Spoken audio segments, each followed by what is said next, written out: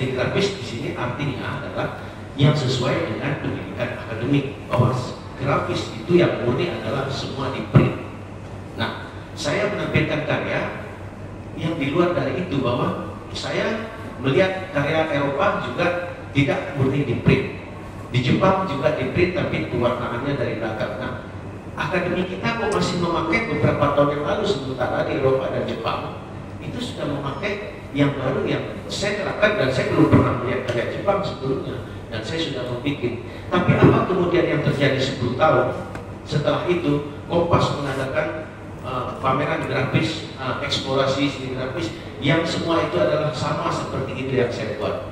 Tapi apa yang terjadi, saya tidak pernah disebut-sebut, saya tidak pernah, saya bukan untuk ingin tahu, tapi kok kayaknya seni rupa kita kok yang mengarahkan ini kok bukan pelaku seninya, tapi kok justru orang-orang yang ada dari perguruan tinggi seni rupa yang tahu konsep yang tahu apa, kok cenderung kayak jadi penjahat. Nah, ini kira-kira kalau tidak mau melihat potensi-potensi kita, jangan melihat di Jakarta, Bandung, Jogja, lihat ke daerah-daerah, sekiranya di sana banyak lokal culture yang perlu diangkat. Terima kasih. Sekian. Mas dan bertiga, Mas kesempatan ke saya untuk menanggapi atau mungkin menanyakan kepada pemakalah, dan saya hormati Pak Wimadanto sebagai pemakalah, juga saya pula Pak Asmido. Saya menarik sekali tentang diskusi kali ini yang memang mengambil topik peran dan fungsi pendidikan dalam mengembangkan bidang profesi dan karya seni rupa Indonesia. Saya catat tadi dari pendapat Pak Wimadanto mengenai dari permasalahan yang terjadi dalam dunia pendidikan, khususnya peran dan fungsi. Ini Pak Wi memberikan bahwa pendidikan kita tidak memberikan kesempatan seluas-luasnya, artinya tentang kreativitas dan inovatif terhadap isi dari kurikulum yang ada, tentunya dalam ini saya tangkap, dan kemudian kita hanya mengarus saja dari teori maupun wacana baru. Dan yang menarik tadi seperti yang saya catat di sini, bahwa Pak Wimadanto memberikan sebuah istilahnya garis bawah bahwa untuk memecahkan itu kita harus berani mendekonstruksi, gitu kan? Mendekonstruksi dari apa yang sudah ada, yang sudah baku, gitu. Nah, dalam ini saya ingin menanyakan atau mungkin dijelaskan secara rinci seperti apa mendekonstruksi yang sudah baku, sehingga nanti peran dunia pendidikan itu bisa berperan pada tempatnya begitu. Jadi ini belum begitu tajam penjelasannya tentang mendekonstruksi terhadap apa yang sudah ada begitu. Mohon nanti dijelaskan oleh Pak Wimadanto selaku pemakalah. Dan kemudian saya menarik sekali dari apa yang disampaikan oleh Pak Asmujo tentang tadi ada perbedaan persepsi mengenai bahwa peran pendidikan tinggi atau fungsinya itu mau tidak mau harus berkorelasi, berhubungan dengan dunia akademik. Tanpa itu nonsen, artinya tidak mungkin sebuah output bisa berfungsi ketika tidak berkomunikasi atau berhubungan dengan dunia akademik.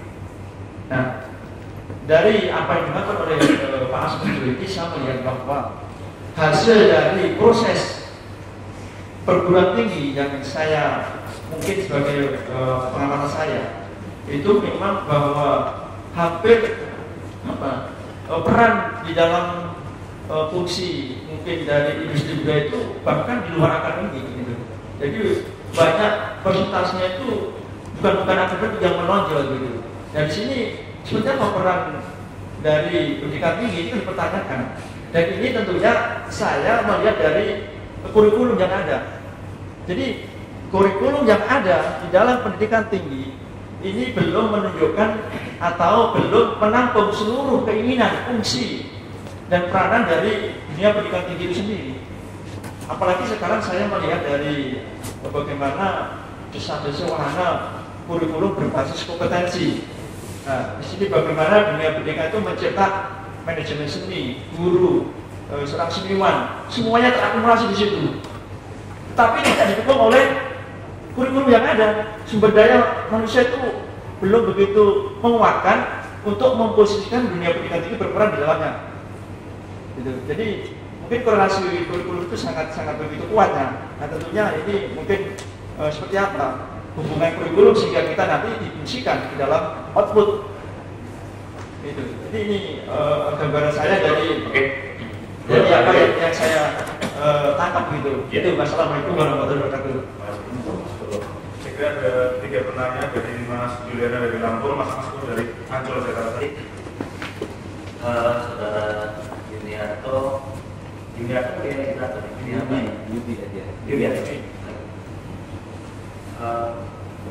apakah kita bisa membentuk satu generasi baru?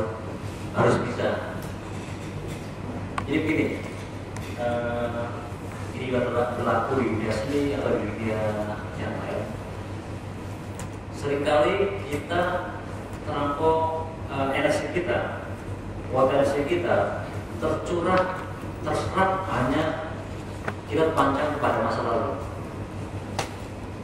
Atau sebaliknya, kita ini banyak sekali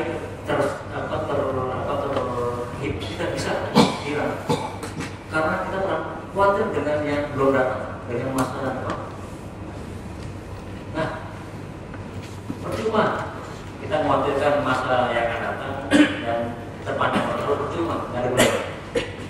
Justru yang penting adalah kita punya kesadaran sekarang ini loh, sekarang dan di sini.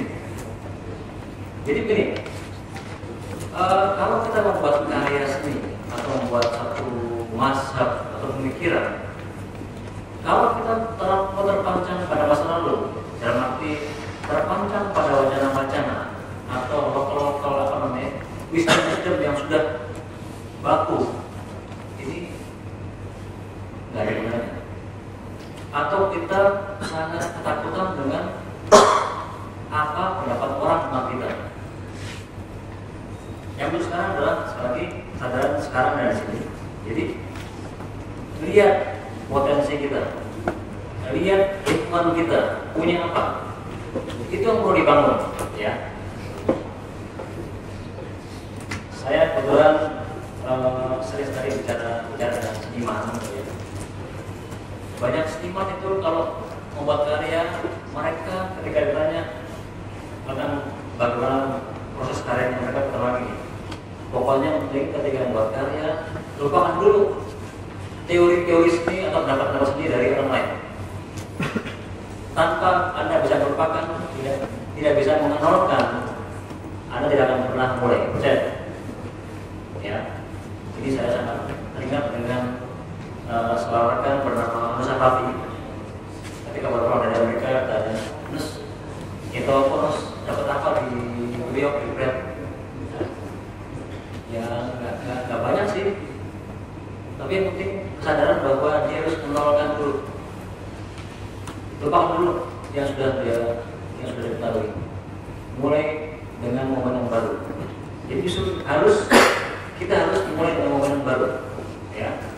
Ngapain kita ikut dengan momennya yang sudah ada, atau momennya yang akan datang belum datang, ya. Terus berani mulai dengan momen kita sendiri. Kemudian industri budaya kontemporer mana yang diambil atau lokal mana yang diambil, ya kan? Jadi yang mungkin adalah momen kontemporer yang kita paling akrabi, itu yang menurut saya yang paling penting. Jadi kalau ada di Lampung, ya harus berani melihat potensi di Lampung. Ya, jadi harus berani melihat momen sekarang dan di sini nih, dalam diri kita ini, atau dalam hubungan kita dengan lingkungan dan mungkin dengan orang lain. Jadi momen sekarang ini sangat strategis.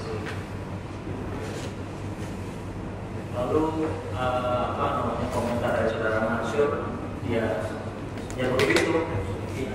Kadang-kadang memang kita sangat terpancang pada patokan-patokan yang mungkin bukan berdasarkan sensus kita ya, tapi sudah menunjukkan perangkat yang seolah itu yang paling baku. Ya, seperti orang memandikan bayi di ember dengan air hangat, buang semuanya hanya bayi dibuang. Ya. Karena kita pikir ya. Sudah tahu. Jadi apa yang harus dievaluasi dan rekonstruksi dan apa? Seperti apa rekonstruksi itu? Begini, apakah itu dunia akademik atau dunia lain? Tapi seringkali dunia akademik ya. Kita seringkali masih hidup di dalam istilah-istilah, di dalam wacana-wacana yang diciptakan mungkin di masa kolonial, di masa lalu, yang sudah tidak ada lagi. Banyak sekali, ya. Contoh misalnya, tadi saya katakan istilah apa stigma morbidity itu kan dipakai oleh Sujono dulu ketika wacana apa kolonialisme masih kuat sekali. Tapi stigma itu ternyata masih terus dipakai sampai sekarang. Kalau orang dikatakan morbidity itu nggak berani apa-apa, percaya, ya. Banyak sekali. Tadi juga dari dikatakan oleh Pak Asmujo, kalau orang gambar realisme itu tidak ada gurunya di akademi. Ini kan lucu sekali kan? Karena itu kan satu bahasa, ya. Ya, memang prosesnya begitu, kenapa tidak harus dibuat ruangnya nanti? Ya kan? Jadi dalam hal ini maksud kita adalah kita perlu meninjau kembali wacana-wacana, pemahaman-pemahaman, istilah-istilah yang sering kita gunakan tapi tidak tahu sudah out of konteks. Ini yang saya maksudkan. Jadi ya untuk sekarang ada istilah apa ya? Ini kalau saudara Gus mungkin tahu banyak ya, karena sudah di situ apa kajian postkolonial. Jadi kita melihat kembali istilah-istilah atau stereotip yang sebenarnya sudah lama bergulir, tetapi itu kita gunakan dalam konteks yang berbeda. Itu kan apa yang saya maksud dengan kita perlu mendekonstruksi banyak istilah atau wacana. Dalam hal ini kita perlu mereview kembali bahasa kita, kata-kata kita yang mungkin sudah out of date, mungkin sudah kehilangan maknanya. Kita perlu membuat istilah yang baru sesuai dengan momen kita sekarang. Masih. Mungkin sudah cukup puas. Sudah belum. Ya, otomatis. Ya Mas Judiarte, saya pikir sekarang saya pikir apapun boleh gitu. Cuman yang penting kan sebetulnya menyadari resiko dan konsekuensinya gitu. Karena Anda bisa menjadi sangat anomali gitu, atau sedikit gila gitu, atau Anda bisa menjadi orang hebat gitu. Itu kan tergantung ruang dan waktu. Dan disitulah justru para seniman, khususnya seniman akademi, itu adalah orang-orang yang terutama-tama menyadari resiko dan konsekuensinya ya. Saya nggak tahu apakah dilakukan pada pendidikan, tapi kalau ada lulusan dari sebuah perguruan tinggi di Jawa, dan Anda biasa hidup di Jogja dengan karya-karya instalasi atau new media, secara logika sederhana aja nggak mungkin itu saya tampilkan di Lampung gitu. Karena infrastruktur seni rupanya belum siap untuk itu gitu. Tapi boleh nggak saya? Boleh, nggak ada yang larang. Nah cuman persoalannya bagaimana menyusun strategi Anda boleh dan Anda orang-orang di Lampung memahami apa yang dilakukan. Dan saya pikir justru sebuah pendidikan yang baik biasanya akan membekali bagaimana sebuah medan seni itu dikelola dan dibentuk gitu. Bagaimana persoalan mediasi itu bagaimana kita memediakan apa yang kita lakukan dan dikenali, dimengerti dan diapresiasi oleh masyarakat gitu. Kan kayak gitu aja. Jadi sebetulnya pilihan pada Anda gitu. Terus sangat boleh melakukan kegiatan-kegiatan seni rupa yang cutting edge seperti di New York hari ini juga di Jakarta boleh. Tapi masalahnya Anda dapat apresiasi enggak? Atau Anda malah diserbu melakukan pembela Islam? Kan itu persoalan menyadari resiko dan menyadari ruang tempat Anda hadir. Tapi ya itu sekali lagi tergantung pada target Anda juga. Saya beberapa anak-anak jendela itu nggak akan mau pulang ke Padang karena lukisan seperti itu bukan lukisan yang bagus di Padang. Tapi sebaliknya juga, saya pikir kalau saya berpikir dalam era berupa kontemporer, bahkan menampilkan gaya Moi India itu bisa sebagai sebuah cara untuk mengapropriasi bahkan gaya-gaya kesenian yang sekarang. Bukan soal melukis Moi India itu nggak boleh, tapi bagaimana saya menampilkan Moi India itu sebagai sebuah penolakan justru terhadap kecenderungan dominan sekarang. Justru karena Moi India itu disingkirkan, saya akan bisa mendekonstruksi dengan Moi India itu. Kan persoalannya bagaimana saya meletakkan apa yang saya lakukan dan memiliki daya tawar gitu. Dan ini saya pikir juga berbeda dengan apa yang dipersoalkan Mas Mansur ya. Saya pikir ya ini kan kuat-kuatan pengaruh aja gitu. Dan saya pikir kalau Anda tidak dikenal ya berarti pengaruh Anda kurang kuat. Dan tentunya setiap dunia seni rupa dimanapun itu punya legitimatornya gitu. Dan punya seniman-seniman yang dapat acknowledgement lebih, buat dia seniman hebat, tapi belum tentu karyanya lebih hebat dari seniman yang tidak terkenal.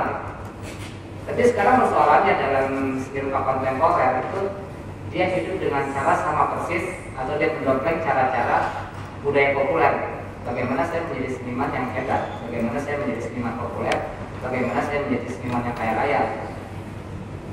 Dan itu bukan berarti bahwa saya harus membuat karya luar biasa hebat, tapi bagaimana saya mempromosikan karya saya kan bukan persoalan. Dan ya tentunya dalam seni rupa kontemporer menariknya kalau seorang seniman mampu mengolah kontroversi, penyerangan pun bisa menjadi sebuah dukungan dia. Jadi saya pikir seniman juga atau para pelaku seni harus memahami konteks. Saya pikir seni grafis itu seni yang hidup dengan konvensinya. Kalau seni grafis justru sudah dibongkar, yang nggak penting lagi ada terminologi seni grafis, ya seni rupa aja. Saya bukannya membela para konvensi seni grafis, tapi seni grafis itu dari awal munculnya yang namanya printmaking itu justru di dalam konvensian itu. Kan printmaking itu hidup justru karena seniman-seniman besar, pelukis-pelukis itu karena kemudian banyak yang tertarik dengan karyanya. Melukis itu kalau selalu lama, mereka memanfaatkan cetak manual sebetulnya. Nah, cetak manual itu akal-akalan aja kan. Ini cetak manual nih. Nah, karena cetak manual, walaupun saya buat 100 buah semua original, itu akal-akalan aja kan masing-masing. Tapi justru kemudian bahwa sifat originalnya itu dijaga betul dengan kemudian sifat-sifat konvensional dari cetak manual tadi. Kalau dengan fotokopi segala macam seperti seni grafis sekarang, itu mereka sedang membunuh terminologi seni grafis sendiri, ya nggak apa-apa. Itu biasanya adalah kemudian upaya-upaya dari seniman-seniman grafis untuk ditengok gitu. Makanya mereka melakukan tindakan-tindakan yang sifatnya cukup ekstrim gitu. Nah, itu kan kemudian pola-pola yang kebanyakan dilakukan seniman kontemporer. Agar aku ditengok sama kurator, ya kita buat tindakan-tindakan cukup ekstrim gitu. Tapi ya ini juga berkaitan dengan apa yang kita sebut. Saya agak bingung dengan dunia seni rupa konten dan perspektif industri budaya, karena saya pikir seni rupa kontemporer bukan bagian dari industri kebudayaan, karena seni kontemporer itu bukan seni populer. Kalaupun mungkin ada yang namanya cultural incorporated gitulah. Jadi, tapi saya agak bingung kalau kemudian seni rupa kontemporer disebut industri kebudayaan, karena pola yang dipakai seni rupa kontemporer kendati ada miripnya, misalnya dalam refleksi kekaryaannya seperti video art, new media art, tapi sebetulnya berbeda dengan seni populer maksud saya. Seni populer itu kan di masanya, di jumlah penikmatnya lah dan di komodifikasinya. Nah, cuman memang ini juga paradoks seni rupa kontemporer. Di satu sisi dia menentang kapitalisme, tapi dia di paling ujung dalam kecanggihan kapitalisme gitu. Maksud saya gini, kalau kita ngomong soal supply and demand, seniman-seniman atau dunia seni itu paling canggih. Dia mempertahankan bahwa jumlah seniman harus sedikit, supply-nya harus sedikit agar demand-nya lebih banyak. Makanya kemudian keuntungan paling besar dalam penjualan produk itu banyak yang bisa mengalahkan karya seni. Anda bisa bayangkan menjual sebuah karya yang hanya ada satu, mobil yang paling hebat pun ada ratusan. Hanya satu, itu bisa kemudian keuntungannya luar biasa. Nah itu sama sekali bukan bentuk industri. Jadi saya nggak tahu kalau misalnya seorang seniman populer kaya raya karena kemudian dia menjual tape-nya atau kasetnya atau CD-nya ratusan ribu atau jutaan keping. Jadi seorang seniman bisa kaya raya dengan hanya menjual beberapa buah lukisan. Gitu. Nah itu yang saya sebut bahwa di sini ada paradoks seni rupa kontemporer di mana sebetulnya seolah-olah anti kapitalis padahal dia penunggang kapitalisme paling canggih. Terus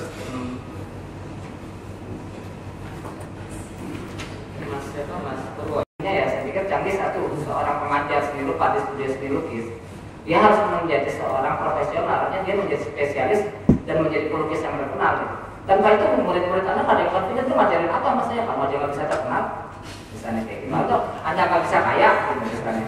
Nah ini gimana, ini memang persoalan gitu. Oh iya kan gitu, kalau misalnya maksudnya mahasiswa kan dia mau jadi seniman yang sukses gitu. Dan dia harus dana hanya punya confidence kalau dia jadi dosen yang sukses gitu. Ada unsur nyantanya juga berarti? Iya ada, nah cuman maksud saya nyantrik dalam konteks ini kan berbeda dengan nyantrik dalam konteks tradisi ya. Karena sementara ini sering dosen, itu yang penting lulus cum laude bagus atau pengalaman Bapak langsung jadi dosen. Itu salah satu kelemahannya. Problem lagi Ya kan? itu hal lain, maksud saya gini. Terkenal. Itu ada sebuah keterbatasan given condition. Banyak murid-murid saya sangat pandai, tapi kemudian dia nilainya rendah karena males segala macam. Nah sekarang berarti nggak ada, cuman kan itu yang saya sebut tadi saya sebut keterbatasan, ada given condition. Karena dosen-dosen itu yang diterima di dosen-dosen yang nilainya tinggi, nilai tinggi belum tentu pandai gitu menurut saya. Nilai rendah belum tentu bodoh gitu. Nah cuman paling enggak, oke lah itu kesampingan yang paling penting kalau dia dosen seni rupa, dia memahami persoalan-persoalan pemikiran, persoalan praksis dan wacana seni rupa, dia adalah orang yang secara praktis mampu meletakkan dirinya dalam orientasi keberhasilan. Kan tidak tahu caranya, dia bisa baca. Kalau nggak gitu kan berarti dia nggak bisa baca. Kalau kayak gitu dia bukan dosen yang baik. Ya, terus berkaitan dengan apa? Seluas-luasnya, saya pikir seluas-luasnya agak sulit ya. Seluas-luasnya saya sebut tadi katakanlah gini. Sebetulnya saya justru orang yang kemudian melihat dalam medan seni rupa Indonesia, praksis dalam pengertian sesungguhnya kesenian itu sangat terbatas. Artinya museum berapa sih? Galeri berapa? Kolektor sebanyak-banyaknya kolektor berapa? Nah, cuma sebenarnya ada saluran untuk para lulusan ini bisa dalam tanda kutip mengabdikan dirinya untuk membantu grassroots. Nah, cuma saya nggak pernah yakin karena tengok aja misalnya studio patung. Studio patung itu lulusan patung yang bisa mengejar logam kuningan itu hanya berapa litir. Namanya studio patung. Mereka bisa nggak membuat patina pewarnaan logam? Saya nggak yakin. Nah, kenapa misalnya ini nggak menjadi hal yang kemudian ini kan ini gampang, ini bukan perusahaan pemikiran tapi perusahaan fasilitas gitu.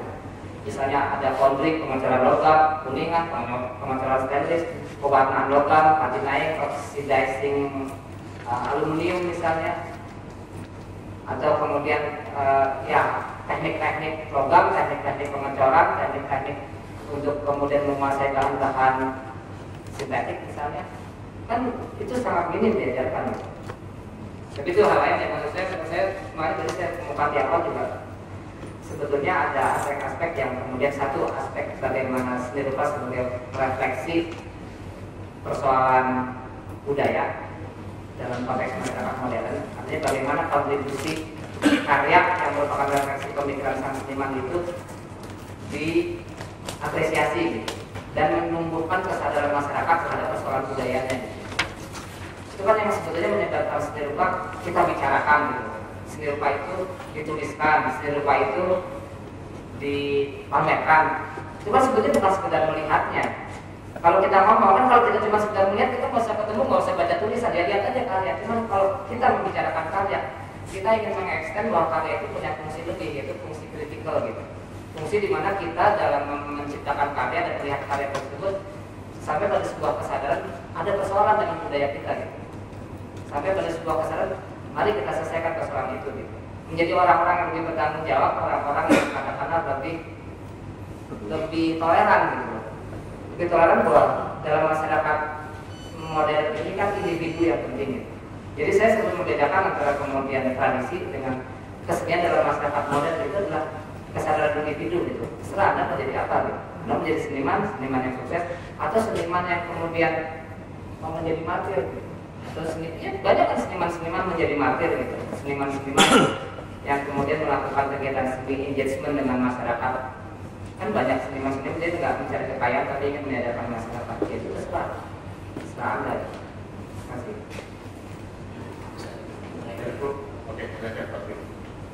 Kita juga bisa lebih elaboratif terhadap pertanyaan Purwo tadi. Baik, mengenai kurikulum ya. Saya kebetulan sekarang membina S2 isi gitu. Memang biar gimana pun juga itu setiap kali kurikulum memang harus dilihat apa relevansinya. Tidak bisa kita hanya berpegangan pada apa yang dirumuskan oleh Diknas ya. Karena kalau kita mau bicara gamblang, banyak sekali materi ajar yang tidak relevan. Misalnya saya pernah menjawab sebuah program grafik desain diploma. 1 semester itu ada 9 mata kuliah. Itu ada mata kuliah psikologi, ada mata. Jadi saya sekarang melihat dulu, bahkan di S2 kami diisi itu sebenarnya kebanyakan juga, ya. Jadi perlu ya ditinjau apakah kurikulum ini sudah jitu atau belum. Kalau belum ya harus diubah. Seperti ini misalnya, jurusan atau minat studi seni grafis, ya, itu bisa dikatakan dari 20 orang setiap angkatan itu kalau bisa 2 orang aja atau 1 orang yang bisa menentukan karir grafis setelah dilulus itu sudah bagus. Kenyataannya mungkin dari 100 orang lulusan mungkin hanya 5 yang tetap berprofesi di bidang grafis. Jadi saya pikir biar gimana pun harus, kalau ini kurikulum ini tidak menghasilkan buah yang bagus, harus direkonstruksi. Ini kan cuma perkara aja kita berani tidak dan dikti mau atau tidak, atau Diknas mau atau tidak. Berkait dengan masalah seni grafis, misalnya ini saudara seni grafis kan. Dulu kalau seni grafis namanya seni ilustrasi dan grafis. Dan grafik ya. Jadi kalau misalnya grafiknya yang grafis murni tidak jalan, dia minimal masih bisa cadangan untuk buat ilustrasi atau kartun atau buat komik. Kalau yang ilustrasi jalan mungkin dia akan lari ke banyak. Tapi kan sekarang hanya di bidang fine art. Nah, bagi saya pribadi yang dari grafis itu juga harus direkonstruksi kurikulumnya. Kalau perlu kita kembali ke yang lama, karena kalau kita bandingkan, misalnya saya bandingkan dengan Canberra School of Art, itu tidak ada mata kuliah jurusan grafis murni, tidak ada, tapi digabungkan dengan drawing dan desain. Jadi seperti kalau dia tidak certified di bidang seni murni bisa menjadi desainer atau menjadi filmmaker atau menjadi drawer menggambar. Ya, jadi saya tetap percaya bahwa kalau sesuatu tidak relevan tidak boleh kita biarkan, tidak boleh dalam atas nama SK atau apa diamankan, harus tetap ada upaya untuk mendiskusi itu supaya ada relevansinya dengan kekinian gitu. Jadi saya percaya harus ada perjuangan, tidak boleh menerima apa adanya. Masih, ya, saya kira kita bisa menginjak pada sisi yang kedua dan masih ada waktu kurang lebih 45 menit, dan saya kira kita juga akan menginginkan forum ini bisa lebih fokus lagi pada persoalan-persoalan yang kita lihat tentang pendidikan seni dan bidang profesi, dan dalam perspektif industri budaya yang seperti dikatakan oleh Mas Muncul tadi cukup punya nilai yang kontradiktif gitu. Oke, sesi kedua tinggal lagi Pak Diki Chandra, Mas dari Lampung, saya dari Banten, udah